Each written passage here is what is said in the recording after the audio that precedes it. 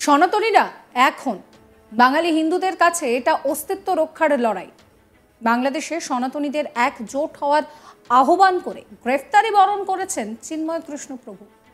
যাহাই বাংলাদেশ তাহাই বাংলা, যাহাই মোহাম্মদ ইউনূস তাহাই আমাদের মুখ্যমন্ত্রী, এই মন্তব্য করলেন রাজ্যের বিরোধী দলনেতা শুভেন্দু অধিকারী।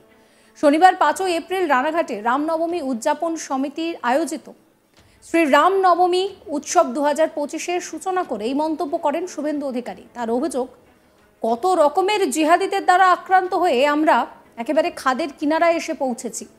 বাংলাদেশে হিন্দু সনাতনীদের সংখ্যা মাত্র 7%। 1947 সাল থেকে এখনো পর্যন্ত শুধুমাত্র ধর্মীয় নিপীড়নের কারণে 2.5-3 কোটি বাঙালি হিন্দু এক কাপড়ে চলে আসতে বাধ্য হয়েছেন।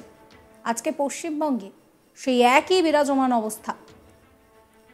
1951 সালে যেখানে হিন্দুরা 85% ছিলাম, সেটা নেমে আজকে 67% নেমে এসেছে। কি বলছেন শুভেন্দু অধিকারী, শুনুন। এরা বারে বারে হানাদার হিসেবে এসেছে, আমাদের লক্ষ লক্ষ হিন্দুকে খুন করেছে, হাজার হাজার মন্দির ধ্বংস করেছে। তার মধ্যে ভগবান রামচন্দ্রের জন্মস্থান অযোধ্যার ফৈজাবাদের মন্দিরও ছিল, সোমনাথ মন্দিরও ছিল। আপনারা ঐক্যবদ্ধ হন, আপনারা জাতপাতের ঊর্ধ্বে উঠে সনাতনীরা এখন সনাতনীরা এক হলে আক্রমণ হবে। চিন্ময় কৃষ্ণ প্রভু জেলে গেছেন শুধু সনাতনীদের ঐক্যবদ্ধ করার অপরাধে। যাহাই বাংলাদেশ তাহাই পশ্চিমবঙ্গ, যাহাই মোহাম্মদ ইউনূস তাহাই আমাদের মুখ্যমন্ত্রী।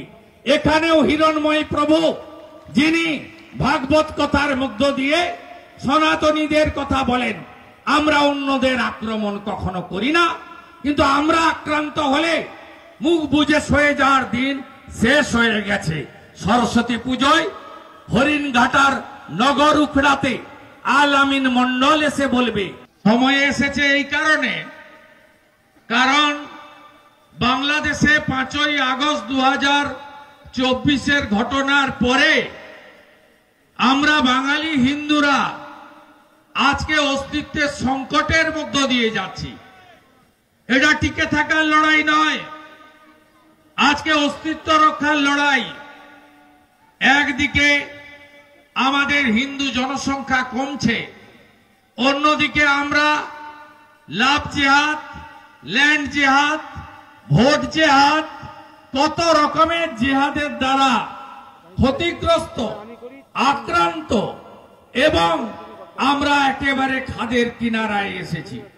যেদিন 1947 সালে দ্বিজাতি তত্ত্বের ভিত্তিতে দেশ ভাগ হয়, সেদিন অবিভক্ত পাকিস্তানের অধুনা বাংলাদেশ অংশে হিন্দু জনসংখ্যা ছিল 33%।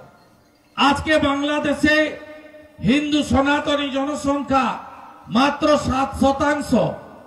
600 মন্দির ভাঙল, ইস্কনের প্রভু প্রান্ত দাস সহ অনেক গলায় তুলসী রাখার জন্য, ধুতি পরার জন্য, চন্দনের টিকা রাখার জন্য, মাথায় শিখা রাখার জন্য তাদেরকে হত্যা করা হলো।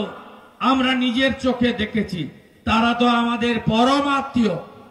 ওপার বাংলা থেকে শুধু ধর্মীয় উৎপীড়নের কারণে 47 সাল থেকে অদ্যাবধি 2.5-3 কোটি বাঙালি হিন্দু এক কাপড়ে চলে আসতে বাধ্য হয়েছে, যার মধ্যে আমার মাতৃদেবীও আছেন। বরিশাল থেকে পিতৃদেবের হাত ধরে পালিয়ে আসতে বাধ্য হয়েছিলেন। আজকে পশ্চিমবঙ্গে একই অবস্থা বিরাজমান। 1951 সালে আমরা যেখানে হিন্দুরা 85% ছিলাম, আজকে 67% নেমে এসেছি। আমরা স্বামীজির শিষ্য। স্বামীজি বলে গেছেন, তুমি গর্ব করে বলো আমি হিন্দু। স্বামীজি বলেছেন, নিজ ধর্মে আস্থা, অপর ধর্মে শ্রদ্ধা রাখো। কিন্তু আজকে যদি প্রশাসক বলেন যে তোমরা তোমাদের দাওয়াত দিচ্ছি ইসলাম গ্রহণ করো, যদি প্রশাসক বলেন আমি সেদিনই খুশি হব যেদিন বাংলায় 50% মানুষ উর্দুতে কথা বলবেন। আজকে এই রকম একটা পরিস্থিতিতে পশ্চিম বাংলায় আমরা বসবাস করছি। পশ্চিম বাংলায় গত কয়েকদিন আগে হন্য ধর্মের একটি বড় অনুষ্ঠান পালিত হলো, ঈদের অনুষ্ঠান। আপনি দেখেছেন কোথাও কোনো সমস্যা হয়েছে? সমস্যা হয়নি। সমস্যা হওয়ার কথা নয়, সমস্যা করার ইচ্ছাও কারোর ছিল না, থাকা উচিতও নয়। কিন্তু আজকে আপনি রামনবমীকে কেন্দ্র করে টিভি চ্যানেলগুলো খুললে যুদ্ধ যুদ্ধ ভাব কেন হবে?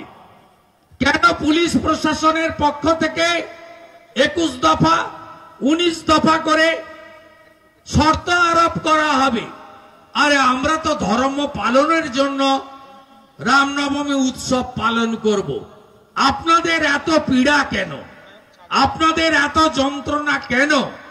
আপনাদের এত বাধা কেন? আপনারা বাংলাদেশে বা পশ্চিমবঙ্গে হিন্দু আক্রান্ত হলে কোনো বৈধ ফেক নয়। সনাতনীরা এখন বাঙালি হিন্দুদের কাছে এটা অস্তিত্ব রক্ষার লড়াই।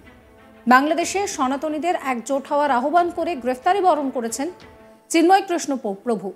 যাহাই বাংলাদেশ তাহাই বাংলা, যাহাই মোহাম্মদ ইউনুস তাহাই আমাদের মুখ্যমন্ত্রী, এই মন্তব্য করছেন শুভেন্দু অধিকারী। শনিবার রানাঘাটে রামনবমীর উৎসবে উপস্থিত হয়ে এই মন্তব্য করেন তিনি। তার অভিযোগ, কত রকমের জিহাদিদের দ্বারা আক্রান্ত হতে হতে আমরা একেবারে খাদের কিনারায় এসে পৌঁছেছি। বাংলাদেশে হিন্দু সনাতনীদের সংখ্যা মাত্র 7%। 1947 সাল থেকে এখনো পর্যন্ত শুধুমাত্র ধর্মীয় নিপীড়নের কারণে 2.5 থেকে 3 কোটি বাঙালি হিন্দু এক কাপড়ে চলে আসতে বাধ্য হয়েছে। আজকে পশ্চিমবঙ্গেও এই অবস্থায় বিরাজমান। 1951 সালে যেখানে হিন্দুরা 85% ছিলাম, সেখানে আজকে 67তে নেমে এসেছি। কি বলছেন শুভেন্দু অধিকারী, আরো একবার শুনুন। এরা বারে বারে হানাদার হিসেবে এসেছে, আমাদের লক্ষ লক্ষ হিন্দুকে খুন করেছে, হাজার হাজার মন্দির ধ্বংস করেছে। তার মধ্যে ভগবান রামচন্দ্রের জন্মস্থান অযোধ্যার ফৈজাবাদের মন্দিরও ছিল, সোমনাথ মন্দিরও ছিল। আপনারা ঐক্যবদ্ধ হন। আপনারা জাতপাতের ঊর্ধ্বে উঠে সনাতনীরা এক হন। সনাতনীরা এক হলে আক্রমণ হবে। চিন্ময় কৃষ্ণ প্রভু জেলে গেছেন শুধু সনাতনীদের ঐক্যবদ্ধ করার অপরাধে। এই ভিডিও সম্পর্কে আপনাদের মতামত জানাবেন। সমস্ত খবরের আপডেটের জন্য চ্যানেলটিকে সাবস্ক্রাইব করবেন, নোটিফিকেশন পেতে বেল আইকনে ক্লিক করবেন। আমরা হোয়াটসঅ্যাপেও রয়েছি, ফলো করবেন আজ তাক বাংলার হোয়াটসঅ্যাপ চ্যানেলও।